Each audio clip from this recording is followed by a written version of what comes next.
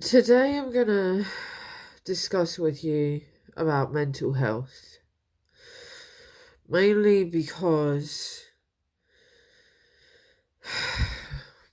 there's a lot of things out there when people reach out and they don't get heard in all different kinds of situations and places and people and whatnot. You mental health it is actually a very real thing. Some out there believe that, you are your mental health. You are your disease. You are this. No.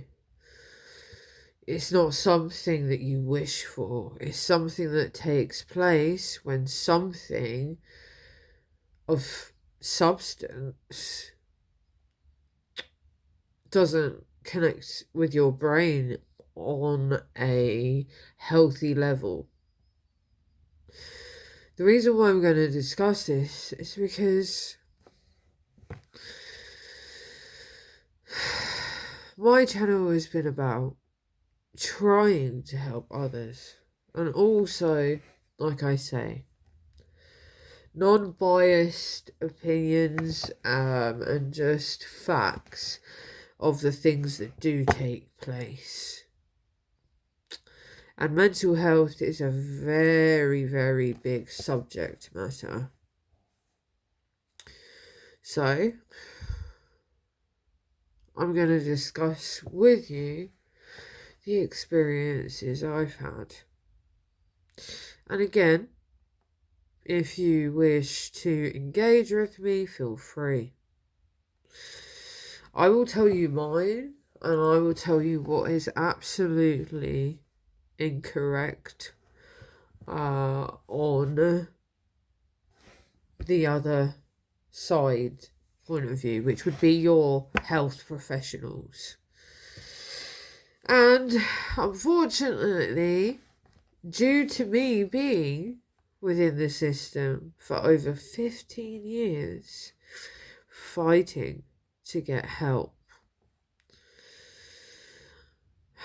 I've ended up being labelled as a very complex individual. Now, yes, I am able to, if you will, do these videos. You might not think that, anything's going on, because we can all portray that we're okay, we can all put on these deadpan faces which indicate we're not feeling anything whatsoever. But the truth is, we all feel things in different ways. And when you walk into a health professional's office, and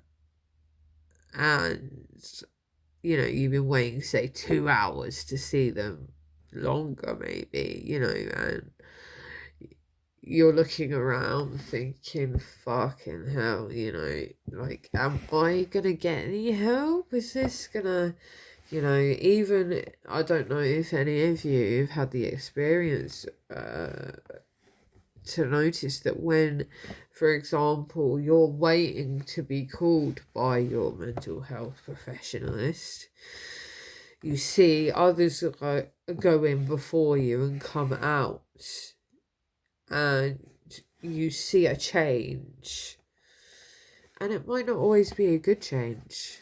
That's one thing that I'm very good at kind of noticing. Body language is everything. And also, the eyes can tell you a lot too. They can tell you how much pain and hurt and suffering you've endured. But, again, I say, all we do is put on our brave faces. So, I will share a couple of mine in order to hopefully reach someone out there. To hopefully stop some of you thinking that suicide is the only way forward. And best believe me, I'm not going to lie to you. I have a contingency plan in place. I've had it in place uh, for nearly 10 years due to something that happened to me. So actually, saying that, let's start there. So, it happened to me in my late 20s, roughly. Or maybe just over, that. So maybe like 26 or something like that. Now, I was trying to make a relationship work for nearly 10 years. And if you knew my age, which, like I said, I'm not going to give you everything about me because that's not what I'm trying to do. I'm trying to help anyone out there that, feels, like I say, suicide is the only option that they have. So, anyway, I'm with someone trying to make it work. I'm honest. I tell them repeatedly, this is what's happening. Please, can you, integrate with me to make this better for the both of us, to stop this happening. And for years and years, I got ignored. Nothing ever changed. And it just got worse. Everything got worse to the point that, he ended up hitting me. He did. But that's not what I'm going to go into. So, for a long, long, long time, I did not believe in suicide. As in, I firmly did not understand why one would take their life.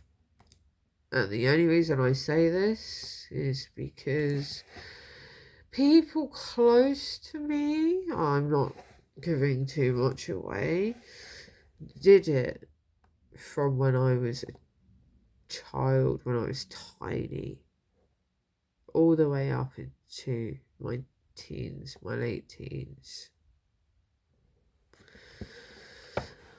And so after experiencing this, I, said to myself that I would never do that. I would never become that. Because of the amount of damage, the amount of emotional, mental effects it had. But anyway, one day, like I said, I'm with this idiot, and we had an argument, and I was already depressed, and the mental health team at the time, yet again, were failing me miserably. Yet they were quite happy to diagnose me.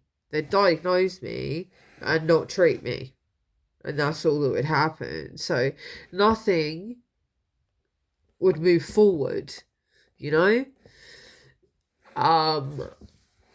Anyway, so, I'm arguing with him, and I'll call him Mr. X. Ironic. Anyway, I'm with him, we have an argument, he walks out. Obviously, this takes place in our home, in a flat. And he walks out, and for the first time in my life, I mean, although I'd been depressed before, had panic attacks before, I was, no matter what was chucked at me, I just got on with it. That's what happened. So, when he left for the first time in my life, and I've told this story to healthcare professionals, anyone that, doctors, you name it, I've done it. I've never hid the truth from anyone because evidently that would prolong the help that I need to get. So in this moment, yeah, my brain, my everything, all of this up here was chaos. When I say chaos, I mean chaos. I didn't understand it. I didn't understand it at all in the slightest. It was like a whirlwind. It was like I was in the tornado. There aren't even words to explain. I didn't know what was happening, but at the time, nothing made any sense. I was emotionless. It was like my actual core being had been removed from my body. So it was just, I was just this. I was just a body. I was just corporeal. That was it. It was like that. This body was dead. And all I knew was to go to the kitchen and grab a knife.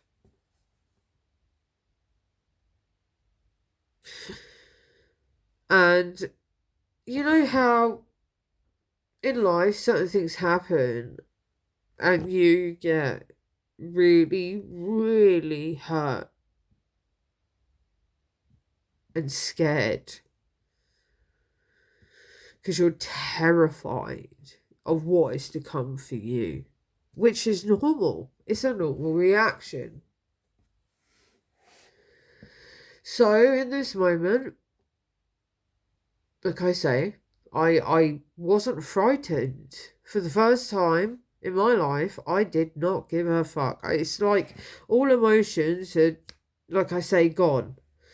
Everything had gone. Anything that had any empathy, had any responsibility, had just been shifted. So I get the knife, I sit on the couch.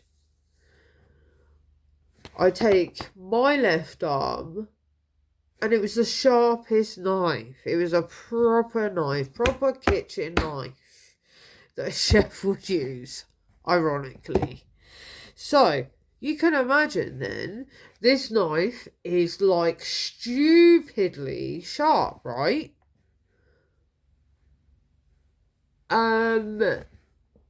Yeah.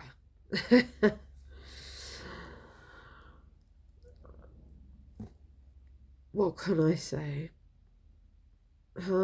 What can I say? I looked at this arm. I had the knife. Again, this whole time, there was no fear. There was no anguish. There was no emotion. There was nothing. So, I did the obvious. And I went from wrist to inner elbow.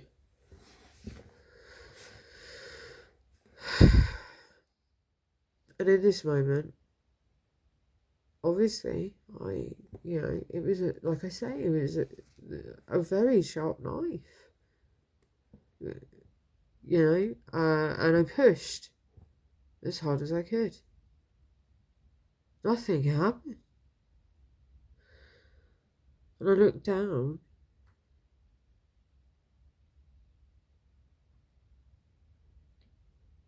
And I was, in this moment, maybe one emotion or one sense of feeling came back. It was like, what the fuck is this? Are you kidding me right now? You know, I'm looking at my arm expecting it to be open and bleeding, and no. So I do it again. Again, even harder. Nothing. I look at my arm again. There's nothing there. And then I do it again. And there's nothing there. Then he came running back in and wrestled the knife out of my hand.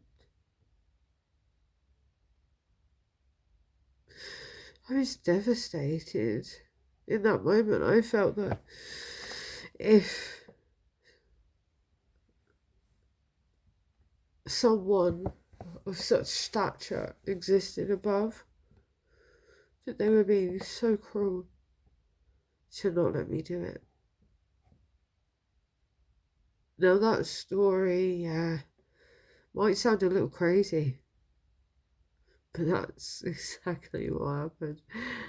And from that day forward, I vowed that if I ever ended up in that turmoil that made no sense to me, that I was fearless, I didn't feel anything,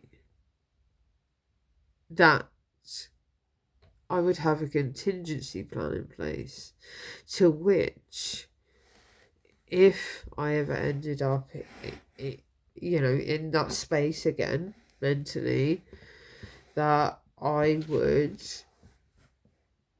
basically carry out a contingency plan to make sure there's no formation of revival. Now that sounds very dark and deep and twisted, but that's the truth.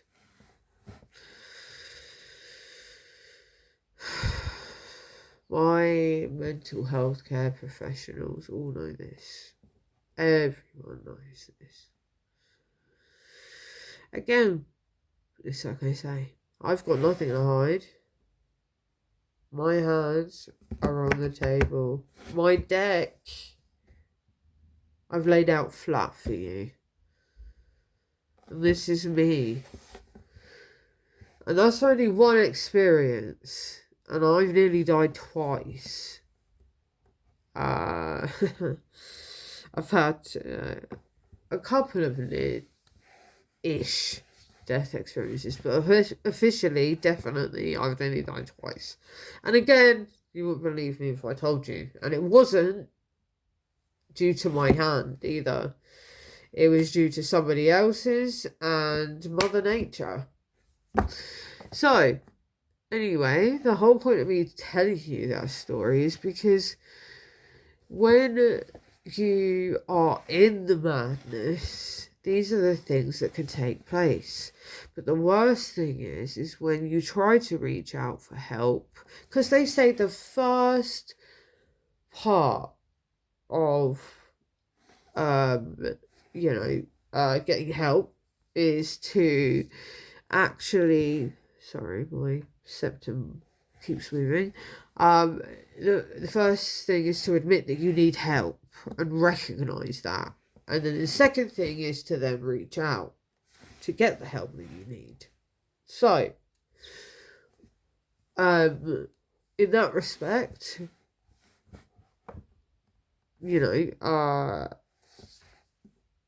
that's fair. That's what I've done. And I've done that for years. For years and years and years.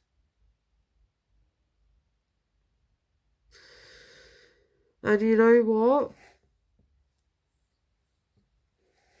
The mental health team that right now that I'm supposed to be under have completely neglected me, lied to me, And you know what the worst part is? Is that when you are screaming, I need help,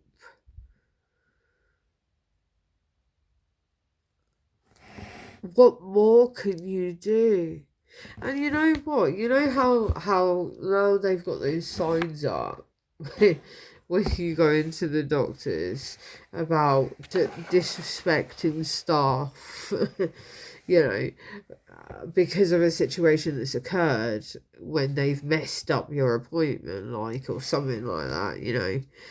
I don't believe in war. I'm a peacekeeper, as you full well know. So, you know, I've seen people go nuts, you know, and they're like, we will, in the sign, it says, we will not tolerate it, and blah, blah, blah, blah, blah.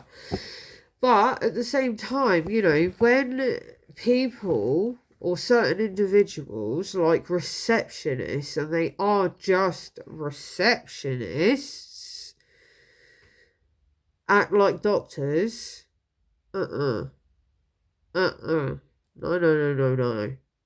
Trust me. Do you know how many receptionists have given me false results? Do you know how many times I've complained? Do you know how many times they've ignored me?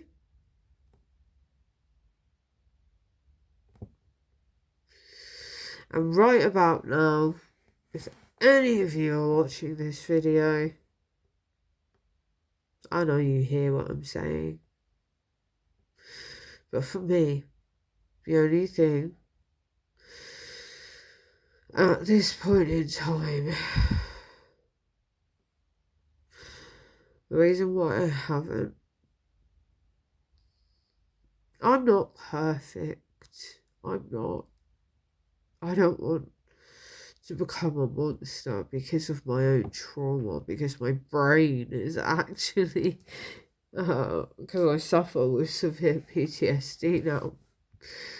And no one will help me, so it's just got worse. Hence why I'm doing this video, because this is why, you know, several individuals have committed suicide, because they feel like there's no way out. There's no help. There's no one to protect them. There's no one to say, right, you're not crazy, you know? Even after something very traumatic has happened to you, you know? And at the end of the day, people do forget that we are human. We are human. We do make mistakes. It's about learning from them. If you're going to repeat it, you're going to repeat it, you know. It's almost like, you know, there's nothing that we can do, but the only thing we can do, like I say, is to reach out for help. Then that way, there's no excuse on the other end for them to say, well, you know, you haven't contacted us. And that's how you do it. Because then you've got proof and you can move your complaint to a higher level. And I'm trying to help you out there, all of you. I have very bad mental health through the things that I've seen. You know, and I'm a person that is very, very, very open-minded, because at the end of the day, you see things and experience things that you don't always expect. So it's like a nature versus nurture situation. You know, you kind of have to learn how to handle that. But if there are individuals out there that, you know, like psych guys, they fucking, you know, they earn like fucking 200,000, 300,000 a year. And at this current moment, I spoke to the one psych guy in the fucking county that is nearest to me, not even in the same town, might I add, in the next town over.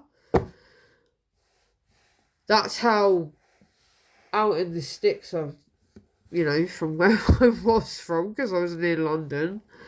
Now I'm not. Well, I'm not that far away, but I'm about an hour and a half away.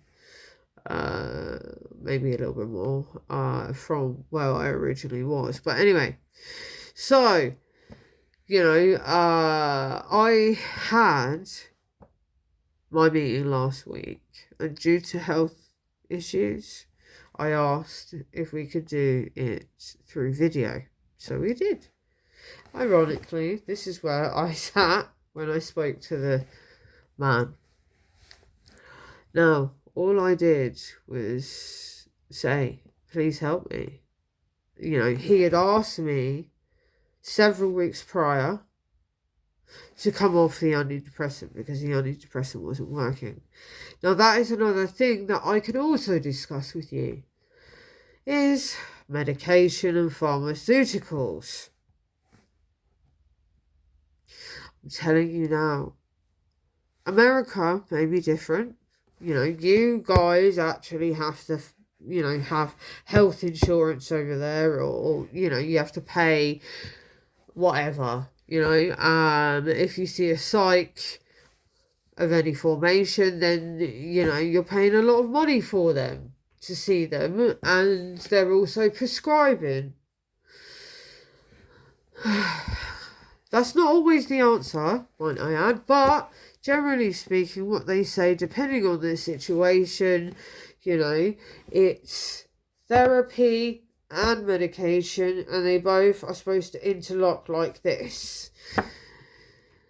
So, in the situation that I am facing in this current moment is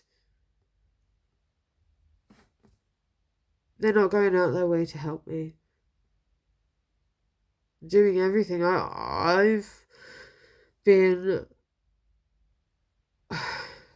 had an emotional break. No one called me, and they knew, every single last one of them. They knew exactly what was going on. They knew.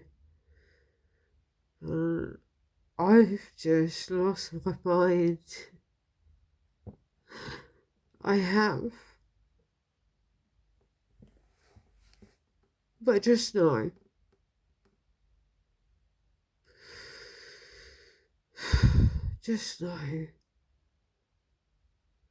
that I'm here.